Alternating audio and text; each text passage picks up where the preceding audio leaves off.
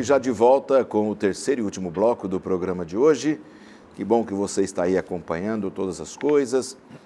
Se você quer saber um pouco mais sobre o assunto que estamos estudando, você pode procurar uma das unidades da Igreja Adventista em todo o Brasil, aos sábados, a partir das 9 horas da manhã, porque é quando nós estamos estudando este assunto. Então, você pode entrar no site encontreumaigreja.com.br e ver a igreja mais perto da sua casa, para você ampliar o conhecimento a respeito desse assunto que rapidamente tocamos com vocês aqui.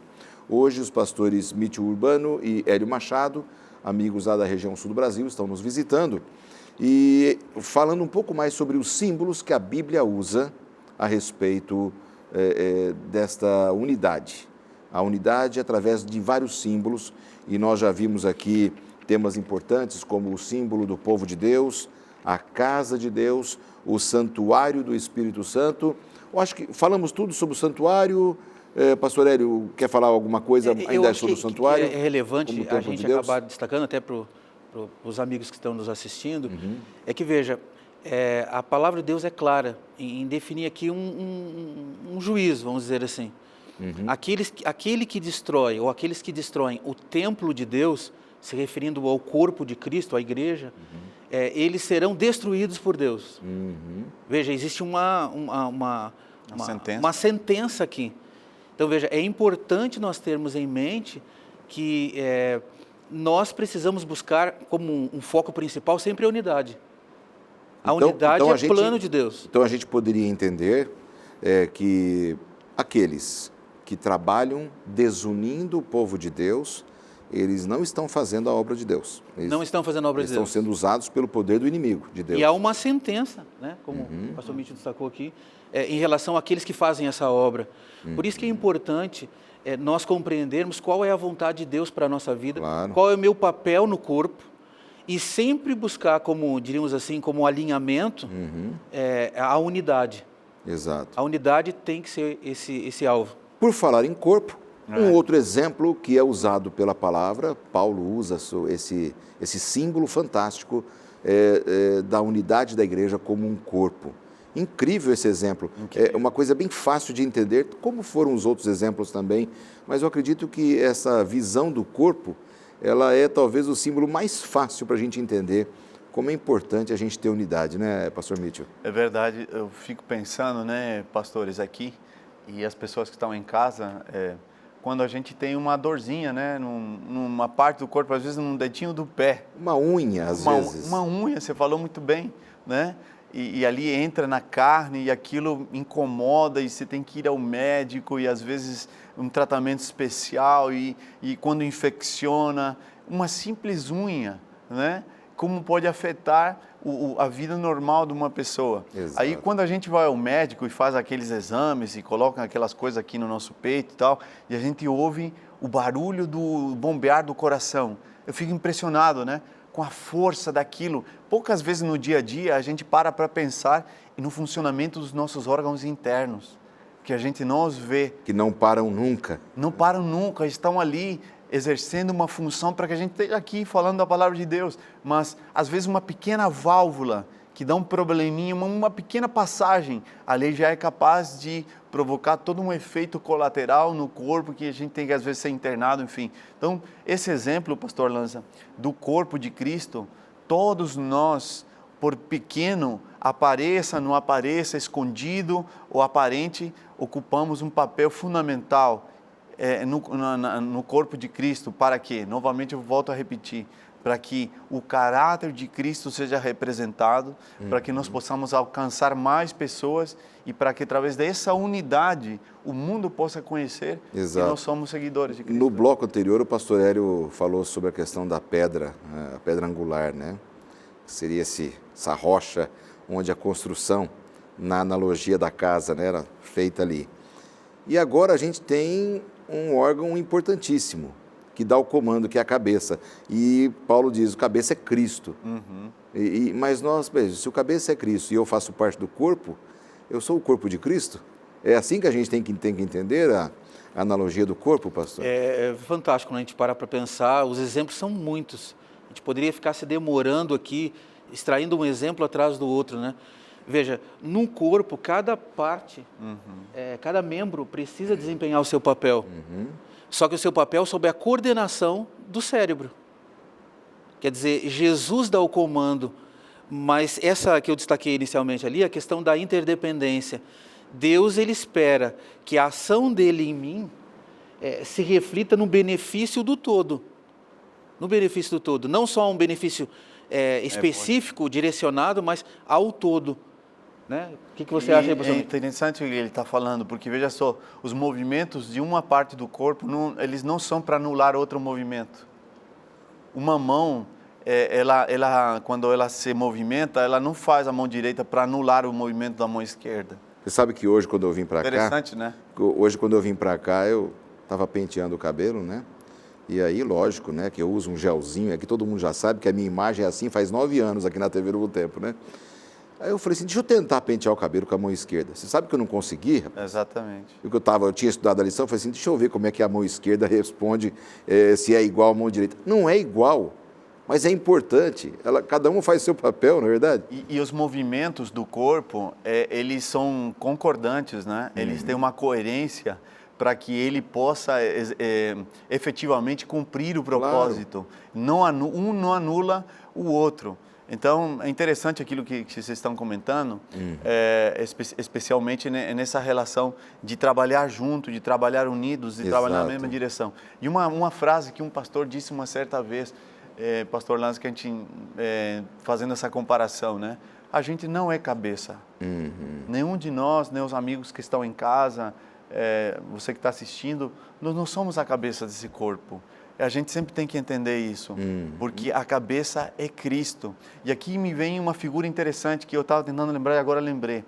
Quando uma pessoa tem um AVC, paralisa uma parte do corpo.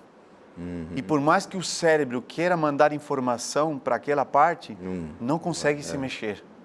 Precisa de todo um processo longo de fisioterapia, enfim. Então, o que acontece? Veja só como a cabeça é que orienta as partes do corpo. A cabeça sempre será Cristo. Nós somos apenas as outras partes. Verdade. Então, como ele disse, e o senhor também disse, a glória, os méritos sempre serão do Senhor Jesus. E um pastor disse uma vez uma coisa interessante que eu nunca esqueci. Nós não somos o quadro. Você que está em casa, nós somos o prego que segura o quadro que é Jesus. Portanto, a gente tem o prego que está por trás, que tem que mostrar Jesus para as pessoas. Mas quem morreu, quem ressuscitou, quem vai voltar, quem faz tudo, exato, é Jesus. Agora, de uma maneira prática, nós somos pastores, temos muitos amigos que nos acompanham de diferentes religiões, viu, pastor Hélio? Temos cristãos evangélicos, da linha protestante, da linha pentecostal, temos católicos, espíritas, adventistas, testemunhas de Jeová. São muitas pessoas que mandam recados para a gente, agradecendo por um programa ou outro. E, às vezes, dessas comunidades que os nossos amigos frequentam e que nós frequentamos, muitas vezes nós, como seres humanos, que o ser humano é especial, né? O ser humano quer ter primazia, quer ter o primeiro lugar, né? A mãe de Tiago e João também chegou para Jesus e falou, Jesus, quando você montar o teu reino aí, dá uma vaguinha para os meus filhos aí. Esse é o jeito humano, não é? A gente, às vezes, pensa muito em cargos, funções. E se eu, na minha comunidade, eu não fui nomeado para desempenhar uma função, eu já vou ficar triste com o meu líder, com o meu presbítero, com o meu ancião, com o pastor, com a minha instituição, com a minha igreja. Há tantas pessoas tristes, amarguradas, por pequenos problemas, às vezes por ambição humana. E como é que a gente pode lidar com essas coisas num ambiente de igreja, né? Como que a gente pode aconselhar essas pessoas que têm esse espírito de revanchismo, de querer ser melhor do que o outro? Usando o próprio exemplo do corpo, veja que os membros, eles agem, interagem sobre a coordenação do cérebro, como eu havia destacado. Toda a ação da Igreja de Deus em si, ela deve estar sob a supervisão, sob o direcionamento da vontade de Cristo. Ou seja, Jesus aprovaria esse meu comportamento? Exatamente. Eu deveria perguntar, talvez, isso. Isso. Quer dizer, nortear as nossas ações com base numa síntese do Senhor. Quer dizer, essa é a base para que nós venhamos desempenhar o nosso papel. Agora, pastor Lanza e pastor Mitchell e o nosso telespectador que está nos assistindo, é importante nós termos em mente qual é o meu papel. Porque às vezes nós queremos, por iniciativa nossa, por aquilo que nós achamos, até por uma questão cultural, que o nosso papel, na verdade, é um que Deus não me deu. Exato. Que Deus não me concedeu. E eu tenho que ter cuidado, falando num contexto de liderança religiosa, de não estar desempenhando nenhuma função que Cristo não me outorgou. Quer dizer, Às vezes Cristo nos deu uma, mas a gente quer uma outra função, né? No corpo de Cristo. É um negócio complicado, né? é bem complexo, mas sempre o propósito é buscar a unidade em Cristo. Ele é o cabeça. Exato. Quer dizer, se eu nortear as minhas ações, as minhas decisões, se eu pautar nisso, certamente eu vou estar num caminho seguro, vamos dizer assim. Né? A gente vinha conversando ontem com o pastor Hélio e você tocou, acho que para mim, no assunto mais importante da lição dessa semana. E eu acho que uma das maiores assim, lutas que nós cristãos temos, né? Que é o desejo de ser reconhecido. Esse desejo de ser reconhecido acompanha o ser humano desde os primeiros anos da sua vida. Logo a criança aprende por que motivos ele será aplaudido por seus pais. Exato. E por quais atitudes ele será vaiado pelos seus pais. E esse aprendizado que a criança tem, ele vai levando para o resto da vida. E muitos de nós, já desde os primeiros anos da vida, começamos a criar um roteiro para nós. E esse roteiro nos mostra, não necessariamente quem nós somos, mas que atitude e que comportamentos nós já sabemos que irão nos trazer reconhecimento das pessoas. Então, muitas pessoas vivem um roteiro da vida que não é a vida delas, mas estão vivendo esse roteiro para receber aplausos de outros, reconhecimento. E aquilo, pastor Lanza, é como se fosse uma droga. Exato. Quanto mais você tem, mais você quer. Exato. Então, o que acontece? Veja, qual foi o pecado que levou Lúcifer a sair do exército celestial? Desejo de reconhecimento. Queria ser aquilo que ele não era. Se você for para Adão e Eva, também. Qual foi o pecado que os tirou do jardim do Éden? Desejo de ser reconhecidos como deuses.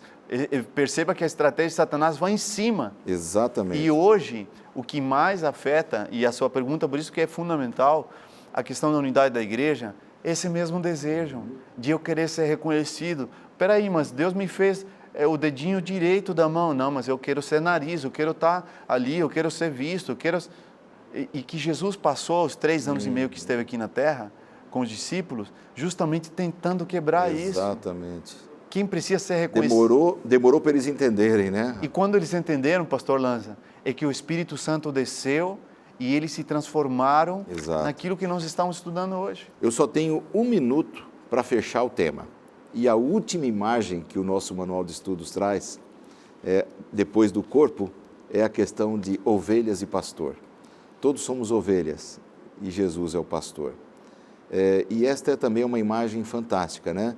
Então eu só tenho 30 segundos para cada um dar a sua impressão de Jesus como pastor e nós como ovelhas desse corpo de Cristo. É necessário, para a gente compreender bem esse exemplo, essa figura, né, de linguagem que a Bíblia usa, nós irmos para o contexto em que isso foi falado. Veja que na sociedade atual, quando você fala ovelha, pastor, a coisa está muito distante. Exato. Né, para uma sociedade atual, vamos dizer assim. Mas no contexto que a Bíblia nos deu, ou deixou a ilustração aí, o exemplo, é dependência. As ovelhas, quando eram misturadas com outros rebanhos, por circunstâncias, o pastor vinha até a porta do aprisco e chamava. E as ovelhas que eram dele reconheciam a sua voz. A ovelha é um animal dependente, totalmente dependente. Ao tomar água, por exemplo, a ovelha corre o risco de, se um descuido, mergulhar e, enfim, a lã, todo um contexto aí. Veja, dependência. As ovelhas de Deus, elas ouvirão a voz de Deus. Amém, amém. E dependerão dele. Amém. Né? Sentirão segurança na condução dele. Amém. Bom, pastor Milton, que É isso mesmo. o tempo esgotou. Você concorda com ele? Concordo, 100%. Perfeito. Que nós sejamos todos ovelhas do Senhor Jesus, Amém. o nosso bom pastor. Pastor Milton, obrigado pela participação.